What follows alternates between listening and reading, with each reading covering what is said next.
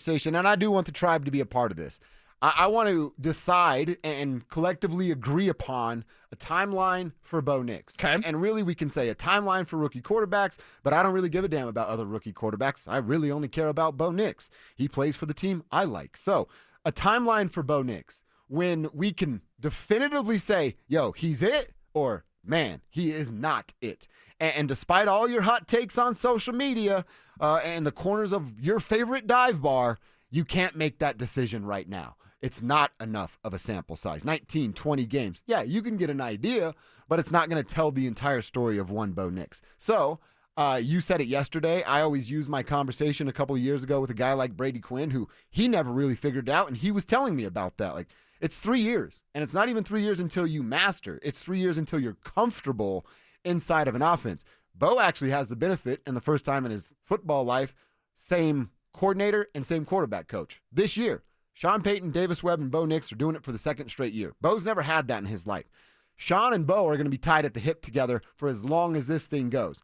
Davis Webb, you and I feel the same way. This is a short-term play for Davis. He's going to get elevated and promoted to do something else sooner rather than later. He'll be the league's next Kevin O'Connell. I think so, too. And Kevin O'Connell, we can see, just give him a quarterback and he'll figure something out with that quarterback. So do we call it that? Is that fair that it's a 3-year timeline for rookie quarterback, specifically Bo Nix? I think that's fair for every single quarterback out there. Some are faster and they're accelerant, just like wide receivers. Some guys show up and they immediately ball out. Some guys take 3 years to get going. 3 years is the number. You can grade a draft as soon as it's done, because if you can't, just take Jeremy Crawshaw #1 overall instead of Cam Ward. Because you can't grade a draft, right? I don't know. So you can grade it, but you don't get a true representation of that grade until we're 3 years into this thing. And yeah, it sucks, and yeah, you got to have patience, and you want Bo Nix to perform right away, and you want him to push and be the best ever right now. That doesn't happen. It rarely happens, I should say. Like, it's something that just takes time, and that's where the Broncos have the benefit of that, so long as the rest of the team picks up the slack. Because while you have a rookie quarterback under contract, you're going to be able to pay guys. Have they paid the defense other than JFM? Yeah. Yeah, they've paid the defense. They paid everybody they can pay. Why is the defense stinking? Like, come on. Like the money has been placed in the right spot. It's an investment. You've invested in this Broncos defense. You should. You got some great players. They are not playing together cohesively, and they're bend but don't break, and they're bending way too much. Way too much. So you need the support of the entire team while Bo Nix grows and learns, and here's why. And this is the most dangerous thing that I could possibly say when it comes to Bo Nix. You do not want him thinking he himself has to do too much too soon. If you do that, you will break him. No matter how strong and mentally tough, and Auburn taught him a lot, like, no matter what you do with Bo Nix, if he thinks, I got to do everything because my defense stinks today, that's going to put him in a bad spot. Then he's going to start having lazy mechanics. Then he's going to start throwing off platform. Oh, my God, that's what's happening. You got to stop it right now. Bad habits are being formed with Bo Nix. Sean Payton, it is on you to stop this thing. Tell your defense, tell Vance Joseph, hey, come on, man. Come on, it's bend but don't break. Don't bend so damn much, especially while this offense is kind of figuring things out. Run the ball more. Use quick slants. Get the ball out of Bo's hands. Let him distribute it in the way that he wants to, but not on off-platform broken plays. Have plays that work called up immediately. Get off to hot starts. Set up Bo Nix the best way, but stop these bad habits now. It's week 4. If we're still talking about this in week 14, it's in trouble, even with a year left to truly evaluate Bo. We're going to know, because is he the franchise guy or not? I believe he is. I personally believe that Bo Nix is a franchise quarterback. Don't ruin him. Yeah, and I would even say, if it continues this way, we'll know before week 14. If you don't start to show signs of improvement, all right, sure, he didn't turn the ball over, but he also missed 4 big throws, 3 of which would have completely changed the game. So I'm 100% with you, and we will call it that 3-year timeline, end of the 3rd year. So if that's the timeline, Cecil, I'll ask you, I'll answer, and we'll ask the tribe to respond on the text line in the YouTube chat room. What does Bo need to accomplish as an individual? And then, his team, what does he need to lead these Denver Broncos to by the end of, what would that be, the 2027 NFL season? Yeah, 2027. That's what we're doing. He has to finish the sentence. He has to accomplish consistency. My word for Bo Nix today is consistency. He needs to be kind of the same guy every single week. Not bad, by the way. I thought Spivak was roaming around to drop in a hot take on Bo Nix. He's been consistent the last 2 weeks. The wrong kind of consistently bad. Mm-hmm. Don't do that. Be more consistent in your effort. Know that every week you're game planning for this guy. Be the most dangerous part of the Broncos offense. If you're game planning against the Broncos, even Cincinnati that doesn't play defense, they're like Bill Murray in Space Jam. Whoa, whoa, whoa, whoa. I don't play defense. Yeah. Cincinnati, what are they concerning themselves with this week? Is it really like the Broncos? Hey, man, Bo's on fire. We got to watch out for this guy. Bo Nix, he's so dangerous. Man, he's just out there. He's just plucking you apart. Are they thinking that at all? You know what they're thinking in Cincinnati? They're thinking, man, those rushing numbers are more impressive than I thought. If we take JK away, the Broncos are very beatable. Yeah, and that's what they're going to say. They're going to say, take JK away, make Bo Nix beat you, because he has yet to beat you this year. Don't give me the Tennessee thing. Like the two games that mattered the most, the Colts and the Chargers, he had failed when it came to beating them and making those big throws in the right moment. So dangerous consistency and a comfort level that he does not have right now. That's what I need to see from Bo Nix, and we've got time to do that, but I want to see more flashes of that happening. The 3 deep shots that he missed, I know Sean kind of brushed it off, right? Mm-hmm. I'm not brushing it off. If one of those hits, then you go, okay, like the other 2, if one of those hits, they win. One, and I know it's a deep shot, and it's I think, 30% accuracy or 30% success rate on such throws. It's a deep shot. Okay, it's a Hail Mary in a way. Doesn't that, I know there's numbers for everything, but that number is so misleading. Because, okay, you go 30% chance. I mean, come on, man. You missed it at a 30% chance.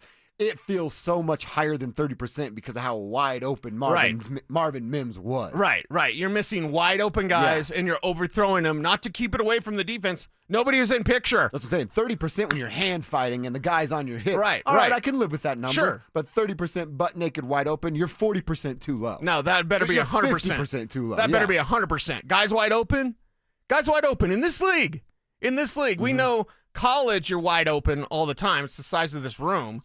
In the NFL, it's the size of my laptop screen, if that. Yeah. That's open in the NFL. And Bo Nix can make those throws, but wide open, that's the throw you got to make because those don't come up that often. I love it, man. Consistency is something he absolutely needs. And when you say it, and again, it's your takeaway, I need to see this. But my brain hears, and the way I interpret that is I need almost... It's so hard to compare the guys because they play so many basketball games. But you know what I do every time the Nuggets take the floor? I trust in what Nikola Jokic is going to bring. He might score 50 one night. He might dish out 20 assists the other night. He might grab 20 rebounds the next night. And then the fourth night, he might do all of those things in one single game. But you know what you're getting. You know, hey, I don't have to worry about that guy. They're going to bring their best, and they're going to make their teammates better. I think that's how I'm hearing what you're saying. When we know every week, and it doesn't matter who the opponent is or that difficult defensive coordinator on the other side, I know that Bo's going to show up, he's going to be the best version of himself, and he's going to elevate the talent around him. I saw that from Bo in spurts last year, right? A couple of weeks here, then he kind of get back to who he was. Then a couple of more weeks of elevating the talent around him and being one of the better offensive players on the Broncos. I haven't seen that yet this year. In fact, it's been guys like JK that are elevating what this offense is, and not Bo Nix, the future that we both believe is a franchise quarterback. Is that fair for me to kind of hear it that way? I think it's fair for you to hear it that way. On the wide open throws, Phil in the YouTube chat is reminding me, Phil did say that yesterday. That's one of the hardest ones to throw because you get excited mentally. Yeah. And it is, but you still have to make that throw. You're well paid. You know what I mean? You can be excited. Oh, my God, he's wide open. Oh, man, I overthrew him because I'm got that little adrenaline burst. Yeah. Now, be precise in what you do. And mainly for Bo, it's the feet. Set your feet, Bo. Mm-hmm. These are bad habits that have been developing since the summer. And Sean's it's okay. It's like 50th on my list. How about you bump it up a little bit, Sean? Your quarterback needs to be better. It's your legacy that's on the line. Mm-hmm. But Sean Payton's legacy, Sean Payton will be remembered as the guy who couldn't do it without Drew Brees. That's right. You want that on your resume, or do you want to be the guy I can do it wherever I go? I can win a championship. I'm the quarterback whisperer. Right now, Kevin O'Connell gets more shine in that department than does Sean Payton. And as he should. He's shown it more as of recently. And look, think about this. Not that Bo Nix would be kicked out of the league, but Bo would survive around the league. If this doesn't work in 3 or 4 years, Bo's a backup on another team, and Sean's back on the Fox set every Sunday. You know what I mean? Like, This is it for Sean. Right. It either works or you're on TV again. And with Bo, it either works or you're Drew Lock. You have that backup career where you go, all right, we feel kind of comfortable with our backup quarterback. Or you're Daniel Jones and you're looking for your right fit, but isn't the fit with Sean here? Are we doubting? And I think the most important question we can ask, and it's a legitimate question, were we wrong about the fit? See, I still don't think that. I don't think that at all, but I feel the question needs to be asked. It's a fair question. Based on the 3 weeks that we've seen so far, were we wrong about the fit? I do not think so at all. That, to me, is a better question like, Bo sucks, get in Jarrett Stidham. That's not even logical. I can't even process why that would be said or considered. What you need to consider is, why isn't the fit as good as it was last year when it was popping? Why? What's happened? Sean giving him too much? My inclination, I'm inclining to blame Sean Payton. But I also, at the same time, that's Bo's feet that are bad. Mm-hmm. That's Bo's arm angle that's bad. That's Bo being a little too wild out there. That's on Bo. I think you said it well yesterday. Like, Sean can take some stuff off the plate of Bo Nix. Go back to, instead of going, hey, we worked through some stuff last year, and now Bo's at this certain level, and you go, oh, now we can add and tweak and change a couple of those things. Clearly, you can't right now. Give Bo the things he's comfortable with, that you know he's comfortable with. That's more Cortland. That's more JK. That's utilizing Marvin Mims so that the middle of the field is an actual option, just like they did last year in weeks 11 through 18. And then once he shows comfortability again, then you can start to add different layers. I think that's where Sean's made a mistake. Sean goes, oh, we're picking up right where we left off. And clearly Bo wasn't ready for that. Yeah, it's not ready for more just yet. Mm-hmm. So kind of, slowly feed him a little bit more. It's like, here you go, Bo. Here's everything. And then he's drowning. Head swimming. Yeah. Right. And that's what's happening right now. Quick slants, please. I'd like to see that. A tight end, please. Or like I just said, Marvin Mims. If my options are no Evan Ingram or Adam Troutman, the answer is Marvin Mims. The problem with that is if he gets rocked, some safety times him up the right way. It's football, man. He's a little guy. It's football. But he's also a key returner. Yeah. Because my idea would be go to Pat Bryant, middle of the field. Okay, I don't hate that either. Let Pat Bryant do that. Marvin, I want kind of out of the backfield. Do the Riddler stuff.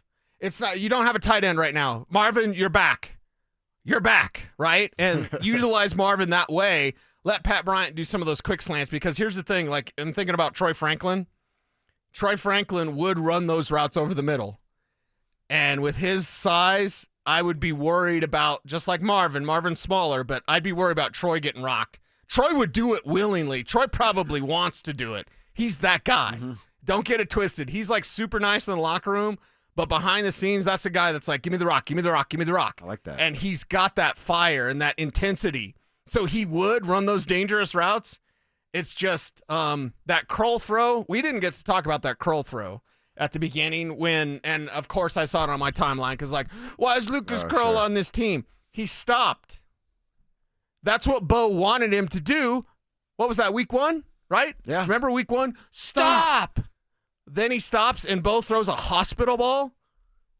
Come on now. And that's on Bo.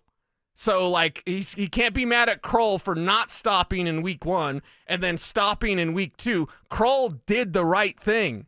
Bo threw it in front of him. That's on Bo Nix. And now if you're Lucas Kroll, you're going, what am I supposed to do? You wanted me to sit down. I do it, then you yell at me for doing what you told me to do. Right. And that's that, like, extra emotion that we're seeing out of Bo of, like, where's this coming from? Right. And it's not helping him. Well, no, because it's frustration. Mm-hmm. It's frustrating. Yeah. Like, it is frustrating. It's frustrating to watch. This team is better than this. They are underachieving. And that's my main thing. Whether it's wherever, because I don't have time for the trolls, but when the trolls are like, you said they'd win 13 games and you said Bo Nix was the guy, like, okay, they are underachieving. I personally believe that the Denver Broncos should be at least 2-1. I had them at 2-1 to start the season. I had the one against the Chargers as a loss because it was at LA. Yeah. I think at home they win. Now you're at 1-2 because you dummied up against the Colts. You had an opportunity. You dummied up against the Chargers. You honestly should be 3-0. And this league is too tough to be dropping these type of games to good teams in that manner. You've got to get over the top, and you've got to show it against the best teams. They beat up on Cincinnati. Won. Yay. Thank God. Please don't lose to Cincinnati. And then you compete really well against Philadelphia. Now we're cooking with gas. They'll be 2-3. If they beat Cincy and they lose to Philly, they're going to be 2-3. But if they fight against Philly, we're going to be feeling pretty good, right? Oh, man, they fought against the Colts. Dude, 100%. They fought against the Chargers. They fought against Philly. So all three of their losses are coming to maybe Philly's undefeated still at that time. You know what I mean? Maybe the Chargers are still undefeated at that time. Maybe the Colts are still undefeated at that time. So you can look at the Broncos and say, okay, they're not there. 2-3 sucks, but you're also losing to some of the league's best teams, like the world champion Philadelphia Eagles, like a team that could, make a playoff run. As long as they don't choke, they're probably going to choke, in the Chargers, and then whatever the hell the Colts are. It's still TBD for me. Yeah, for me too. But still, like, there's ways to parse this thing up and go, okay, it's bad. It's not as bad as you think. All these people jumping off the bandwagon, again, I encourage you to. Go ahead. This isn't for you. If you don't have the stomach to set through this, and we're going to get emotional. You were super pissed yesterday. Yeah. I was just a little ticked off. I was more ticked off against the Indy game. But, like, if you're not built for this, then see ya. See ya. Gone. I agree with you. This is professional sports. There's no, I've said this before. Maybe I'm a jerk for it, but I bet you there's a lot of people that agree with me. I don't care about the players' feelings. They're barely human. Like, you're football players. You're athletes. Go play football. Go play football. That's what we need. Go win games. I would say this. I love your definition of what you need to see, Bo. It's just that belief. There's no wavering. We know what we get out of QB1, 17 Sundays throughout the regular season, and it'd be real nice if we're 3 or 4 of those during the postseason. I can actually put a number on what I want, and I want 2 playoff wins by the end of 2027. So, again, does that come this year? If you win 2 and then you get skunked next year? Maybe. That could check my box, too. You win 1 this year, you win 1 next year? Maybe. You don't win any this year, you win both next year and lose ultimately in what might be an AFC championship game? That checks my box there. I went back and I looked at these top-tier quarterbacks, the Josh Allens, the Lamar Jacksons, the Justin Herberts. Mahomes is the outlier because he just went to the playoffs and had instant success going to Super Bowls from the jump. But these top-tier quarterbacks, and it takes them a little while to get going. Even a Lamar Jackson, you know what his playoff record is? 3-5. And he's got a bunch of turnovers to go into that. In fact, he lost his first couple of playoff games with 5 different turnovers in those couple of playoff games. That's not good. And this dude's an MVP. Were the folks in Baltimore bailing on Lamar Jackson at that time because he wasn't good enough for their timeline? I think we're all so stuck in the middle of this. And look, I will say this. Sean Payton didn't do anybody any favors talking the junk he was talking to start this season because Sean set the bar at a spot that it hadn't been set for the Denver Broncos in 10 years. And the fan base, I don't blame the fans. They eat up what their head coach is selling to them. Yeah, you should. That's what Sean was trying to do. And he sets this gigantic bar, and then the fan base goes, damn, that's how confident Sean is. That's how confident we're going to be. Let's go Broncos. And then you don't give them the timeline. You should always be as confident as a head coach is to start the season. Everybody's over and thinks they can go to the Super Bowl. But, man, you look at these quarterbacks, the Lamars. Justin Herbert hasn't even won a playoff game yet. He's 0 for 2 and lost to the Jaguars. And collapsed. And we're all like, oh, my God, Justin Herbert. I told you yesterday, like MVP might make the investment right there. It takes some time. I think it's so foolish for everybody to give up on Bo Nix after 20 games. Give this kid the rest of this year. Give him the entire 3rd season of his NFL career. And then we get to the end of that 3rd season and there's not a playoff win. I want to talk about. I'm going to say, hey, man, I read too much into Bo Nix, but I feel really confident that we're going to get to that 2nd playoff win. There's some exceptions to the rule, but I would say an NFL quarterback, the ones that come in the league and just start lighting it on fire, it's every other year. It's every 3rd year. Sometimes it's every 5th year that you get that. So to expect it from a guy like Bo Nix when this team, we said we're in a rebuild just a couple of years ago, and the Sean and Bo fit accelerates that timeline so that they are jumping up a couple of years when you go, oh, it's a rebuild. Well, they're going to be really bad for a couple of years, then they'll be in contention for a year, and then those last 2 years, they're really going to be players. I think they've sped that up for about a year. But you still have to give them the grace of struggle, improve, excel. 2 playoff wins. That's it, man. 2 playoff wins. If Bo achieves that, and I believe he will, then we're right. He is the face of the franchise. He is the future quarterback. If he doesn't, Sean Payton's gone, and they look for another quarterback. I blame Jack Donaghy. Why? 30 Rock. Oh. And he's head of the microwave division for GE. I blame microwaves. This is more of a crock pot with quarterbacks.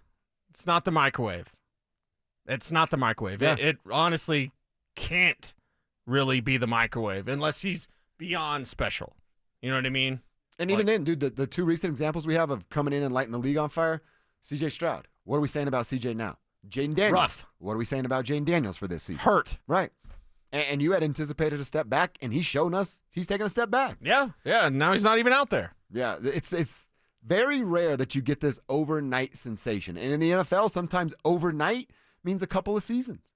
You don't just figure it out right away. None of us were good at what we did the first time we did it. Even the first few times we did it. It takes time. It does. You're thinking about sex. I know what you're doing. I mean, some of us might have faked it our first time because, that's what you had to do. Exactly. 2 playoff wins for me, a confidence, a consistency out of Bo Nix. That's what Cecil's looking for. How about you guys? Broncos Country. What do you need to see from Bo by the end of the 3rd year? Tell us on the text line at 303-713-1043. Tell us on the YouTube chat that is youtube.com/Denver Sports, and we will get